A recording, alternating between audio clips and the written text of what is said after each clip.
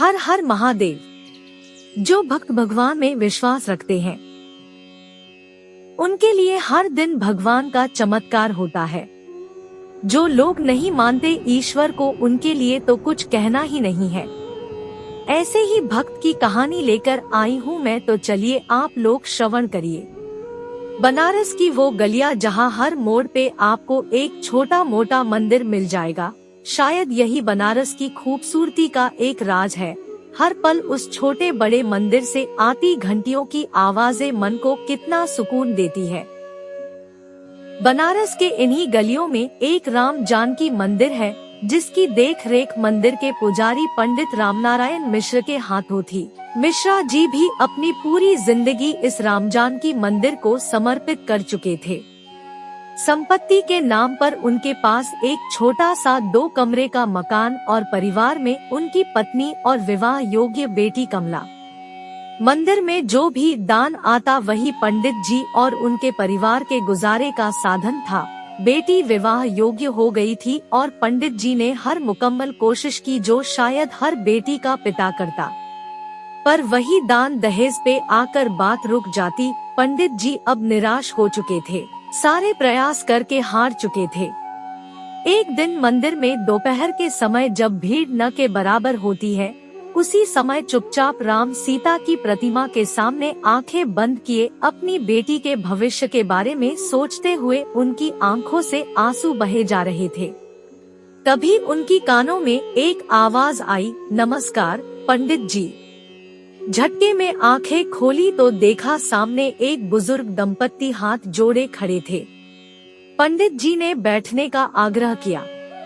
पंडित जी ने गौर किया कि वो वृद्ध दंपत्ति देखने में किसी अच्छे घर के लगते थे। दोनों के चेहरे पे एक गजब का रुवाब था। पंडित जी, आपसे एक जरूरी बात करनी है। वृद्ध पुरुष की आवाज सुनकर पंडित जी की तंद्रा टूटी। हाँ हाँ कहिए श्रीमान, पंडित जी ने कहा। उस वृद्ध आदमी ने कहा, पंडित जी मेरा नाम विशंभर नाथ है। हम गुजरात से काशी दर्शन को आए हैं। हम नेह संतान हैं। बहुत जगह मन्नतें मांगी पर हमारे भाग्य में पुत्र पुत्री सुख तो जैसे लिखा ही नहीं था। बहुत सालों से हमने एक मन्नत मांगी हुई है। एक गरीब कन्या का विवाह कराना है, कन्यादान करना है हम दोनों को, तभी इस जीवन को कोई सार्थक पड़ाव मिलेगा। वृद्ध दंपत्ति की बातों को सुनकर पंडित जी मन ही मन इतना खुश हुए जा रहे थे जैसे स्वयं भगवान ने उनकी इच्छा पूरी करने किसी को भेज दिया हो। आप किसी कन्या को जानते हैं पंडित जी जो विवाह योग्य हो पर उसका विवाह न हो पा रहा हो? हम हर तरह से दान दहेज देंगे उसके लिए, और एक सुयोग्य वर भी है, वृद्ध महिला ने कहा। पंडित जी ने बिना एक पल गवाए अपनी बेटी के बारे में सब विस्तार से बता दिया। वृद्ध दंपत्ति बहुत खुश हुए, बोले, आज से आपकी बेटी हमारी हुई, बस अब आपको उसकी चिंता करने की कोई जरूरत नहीं, उसका विवाह हम करेंगे। पंडित जी की खुशी का कोई ठिकाना न रहा, उनकी मुहमांगी मुराद जैसे पूरी हो गई हो।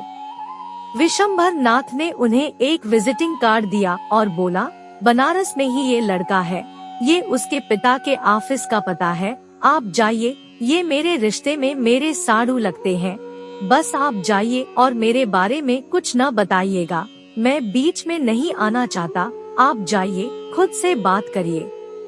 पंडित जी घबराए और बोले, मैं कैसे बात करूं, न जान न पहचान, कहीं उन्होंने मना कर दिया इस रिश्ते के लिए तो? वृद्ध दंपत्ति ने मुस्कुराते हुए आश्वासन दिया कि आप जाइए तो सही, लड़के के पिता का स्वभाव बहुत अच्छा है, वो आपको मना नहीं करेंगे। इतना कहकर वृद्ध दंपत्ति ने उनको अपना मोबाइल नंबर दिया और चले गए। पंडित जी ने बिना समय गवाए लड़के के पिता के ऑफिस का रुख किया। जैसे चमत्कार हो रहा था।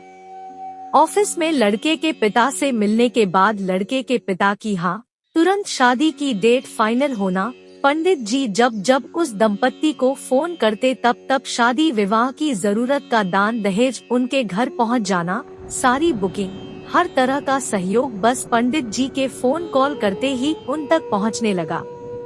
अंततः धूमधाम से विवाह संपन्न हुआ। पंडित जी की लड़की कमला विदा होकर अपने ससुराल चली गई। पंडित जी ने राहत की सांस ली। पंडित जी अगले दिन मंदिर में बैठे उस वृद्ध दंपत्ति के बारे में सोच रहे थे कि कौन थे वो दंपत्ति जिन्होंने मेरी बेटी को अपना समझा, बस एक ही बार मुझसे मिले और मेरी सारी परेशानी हर लिए।